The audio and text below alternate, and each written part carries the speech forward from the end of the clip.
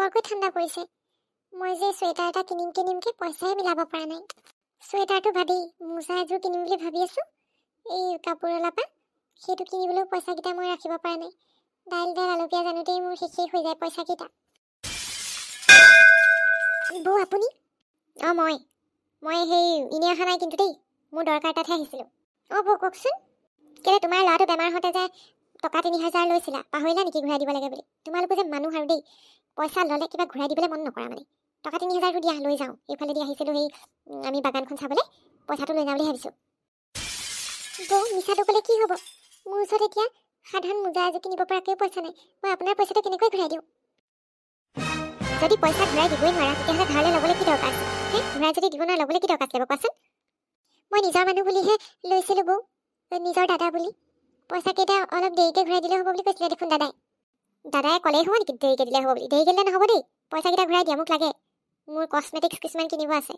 এই ঠাণ্ডা পৰিছে এতিয়া, মই অলিভ অইল কিনিব লাগে, বডি লোচন কিনিব লাগে।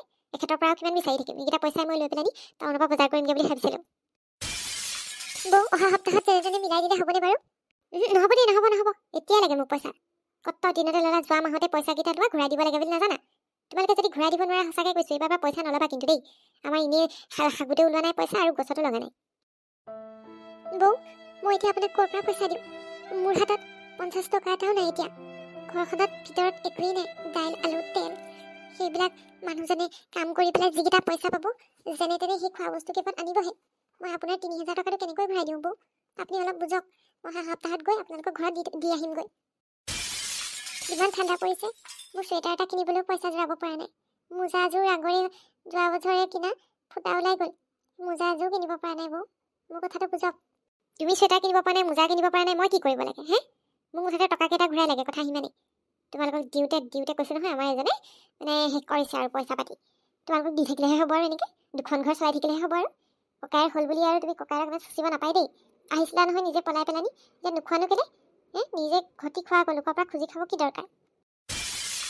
বৌ এনেকৈ নক'ব। আমি সদায় বিচাৰি নাথাকোঁ নহয় দাদাক, একেবাৰে উপায় নাইকিয়া হ'লেহে বিচাৰোঁ। যোৱাবাৰ মোৰ ল'ৰাটোৰ খুব জ্বৰ হোৱাৰ বাবেহে মই যোৱা মাহত টকাকেইটা ল'বলগীয়া হ'ল। তাৰ দৰৱ পাতিতেই বহুতখিনি টকা গ'ল। আৰু গাড়ী ভাড়া দাদাই লৈ গৈছিলে বাৰু গাড়ীত, কিন্তু ঘূৰি আহোঁতে গাড়ী ভাড়া কৰিবলগীয়া হৈছে। তাৰ কাৰণেও পইচা নাইকিয়া হ'ল, সেইবাবেহে লৈছিলোঁ। আৰে ল'ৰা ছোৱালী তোমাৰ, নিজে জন্ম দিছা, নিজে চোৱা চিতা কৰিব পাৰিব লাগে আকৌ। লোকৰ টকাকেইটালৈ কেলে ইমান চকু দিয়া?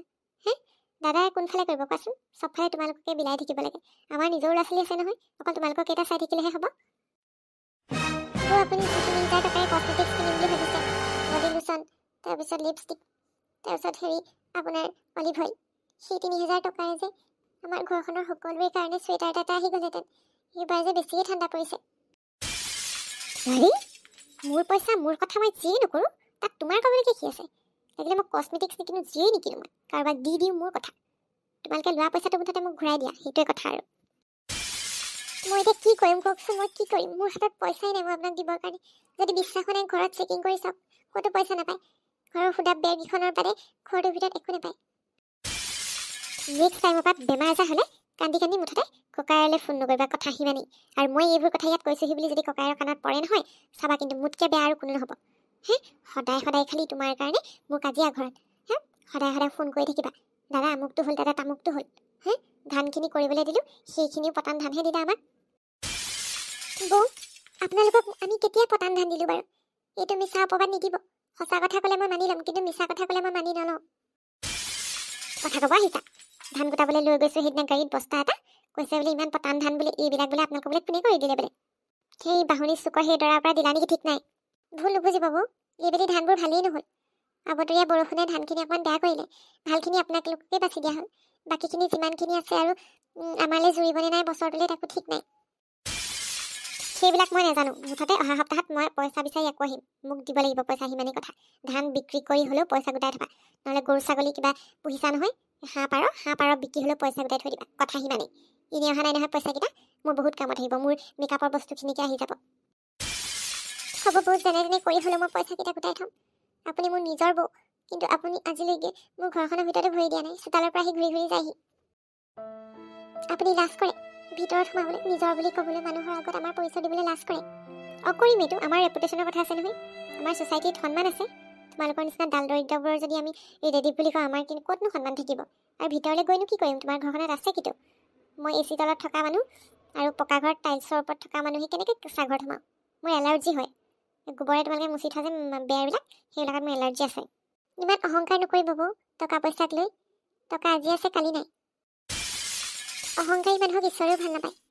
আৰু টকা পইচা দিবলৈও বেছি দেৰি নালাগে, আৰু ভগৱানে কাঢ়ি ল'বলৈও বেছি দেৰি নালাগে। বন্ধুসকল, আমাৰ খণ্ডটি চাই কেনেকুৱা পালে বাৰু? কমেণ্টত জনাবলৈ নাপাহৰিব। এয়া মোৰ দুৰ্বিষহ জীৱন, দুখীয়াৰ জীৱন। আপোনালোকে যদিহে আগলৈ চাম বুলি ভাবিছে মোৰ খণ্ডবিলাক, তেতিয়াহ'লে এতিয়াই চেনেলটো ছাবস্ক্ৰাইব কৰি ঘণ্টা বনটো দবাই দিব বন্ধুসকল। আৰু কমেণ্ট কৰিবচোন কেনেকুৱা পালে।